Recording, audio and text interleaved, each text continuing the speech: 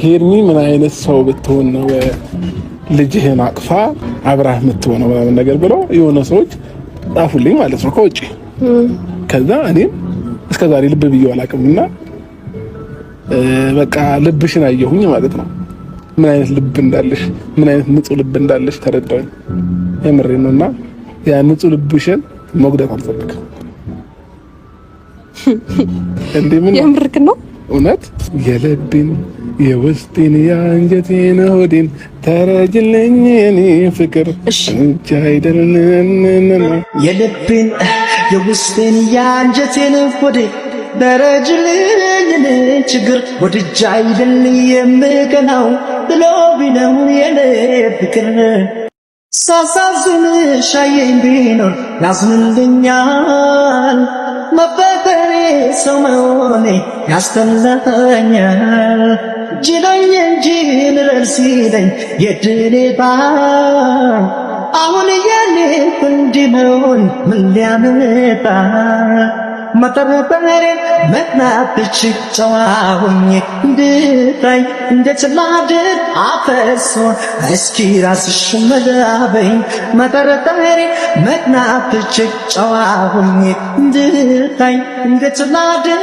አፈሶ እስኪ ራስሽ። ሰላም ውድ ቤተሰቦች እንዴት ናችሁ? እኛ ያለን እግዚአብሔር ይመስገን። እንግዲህ ዛሬ ተመልሼ መጥቻለሁ። ያው ዛሬ ተመልሼ ስመጣ ትናንትና የተፈጠረውን ነገር አይታችኋል። ሩታ ለማማከር ሞክሬ ነበርና ያው ነገሮች እሷ ከማፌዝ ወይም ደግሞ እኔን ከመረዳት ወይም ደግሞ ነገሮችን አምና ከመቀበል ይልቅ እኔ ላይ ማፌዝ ነበር የመረጠችውና ያው እኔ ማፌዝ ወይም ደግሞ ነገሮችን እንደሷ መቀለድ አቅቶኝ ሳይሆን የያዘኝ ይዞኝ ነው ማለት። አንዳንድ ጊዜ ለፍቅር ዝቅ ማለት በዚህ ልክ ነገሮችን ያበላሻል ብዬ አላስብም ነበርና አንድ ሀሳብ ነበር ለነግራት የፈለኩት። እሱንም አብርሃምን የምትፈልጊው ከሆነ እኔ ልተውልሽና በሰላም ኑሮ ትዳርሽን በስትክክል መምራት የምትችይ አይነት ሴት ከሆነሽ በግልጽ ነገር ነበር ያልኳትና ያው አብርሃም ባለበት ደግሞ ነገሮችን እንድታወራኝ ፈልጌ ነበረ። ግን ደግሞ ቢያንስ ቀደም ብዬ ቅድሚያ አብርሃምን ላናግረው ነው የፈለኩት። ምክንያቱም በዚህ ሁኔታ መቀጠል አልችልም። እኔ ማለት እንደ ሴት የሚሰማኝ ነገሮች ይኖራሉ ብዬ አስባለሁ። ማለት ስታስቡት ራሱ ሄርሜላ በዚህ መልኩ ነገሮችን አይከብዳትም ወይ? ነገ አብርሃም እኔ ጋር አለው እያለኝ ከዛ ከነገ ወዲያ ደግሞ ሩታ ጋር እየሄደ የሆነ እኔን እንደማይፈልግ አይነት ስሜት እያሳየኝ ከዚህ በላይ ታግሼ መቆየት አልችልምና ዛሬ አብርሃምን ላወራ የፈለኩት ማትፈልገኝ ከሆነ ቢያንስ በግልጽ ነገረኝ። ለምንድነው እኔ በዚህ መልኩ መቀጠል አልችልም፣ በጣም ነገሮች እየከበዱኝ ነው ብዬ ነው የምነግረው።